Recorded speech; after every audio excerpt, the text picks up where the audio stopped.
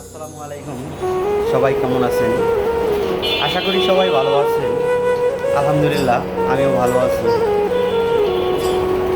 আজকে কিছু কথা বলবো। আসলে এই কথাগুলো অনেক দিন ধরেই বলবো, কিন্তু বলতে সময় পাইতেছি না। আমাদের দুনিয়াতে কিছু মানুষ আছে, ওরা খুবই স্বার্থপর, এতটা স্বার্থপর ওরা স্বার্থের জন্য একটা মানুষ দুনিয়ার থেকে বিদায় করে দিতে পারে। ওরা ভালো থাকার জন্য একটা মানুষকে দুনিয়া থেকে বিদায় করতে পারে। কিছু কিছু মানুষ আছে, তারা এতটা অমানুষ বলার বাহিরে। আপনার কারো সাথে কারো যদি সামান্য কিছু নিয়ে কথার কাটাকাটি হয়, কিছু আশেপাশে অমানুষ আছে, ওরা সেইটাকে,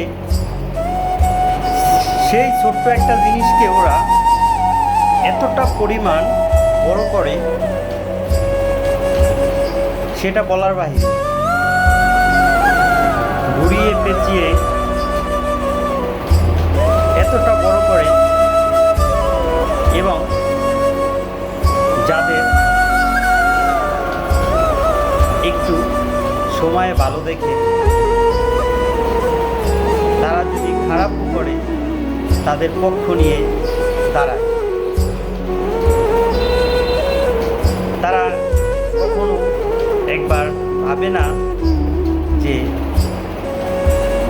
আসলে কে খারাপ করলো, কে ভালো করলো, কার দোষ, কে নির্দোষ, এটা কখনো দেখে না।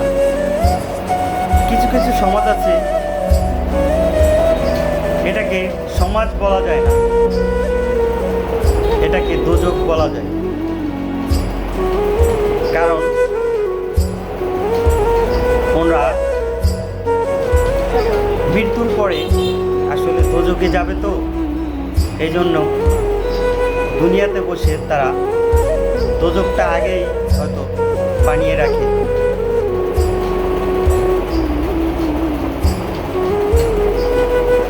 একটা মানুষে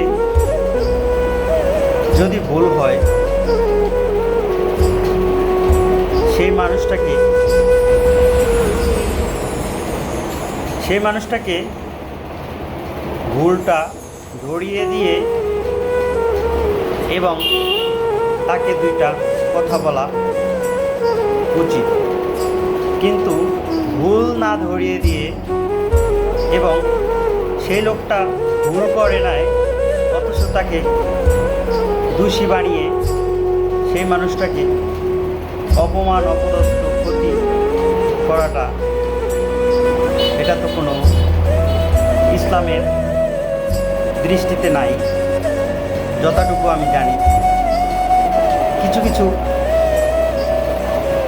আলেম নামে জালেম আছে, তারা শুধু এই আলেম নামটা ব্যবহার করে, তারা অরিজিনালি শয়তান। সেই শয়তানগুলারা কিছু খারাপ মানুষকে লেলিয়ে দিয়ে এমনভাবে পরিকল্পনা সাজায়, সেটা হয়তো ক্ষণিকের কারণে, ক্ষণিকের সময়। যতই শয়তান তোরা চেষ্টা করো, কখনো ভালো মানুষ আল্লাহ পাক নৈরাশ করে না। ভালো মানুষকে আল্লাহ পাক ভালোই রাখেন। এতটুকু বলি, আপনারা যত ক্ষতি করার চেষ্টা করবেন, আল্লাহ পাক আপনাদের ক্ষতি করে দেবেন। এটাই বাস্তব। ভালো থাকবেন। আল্লাহ হাফেজ।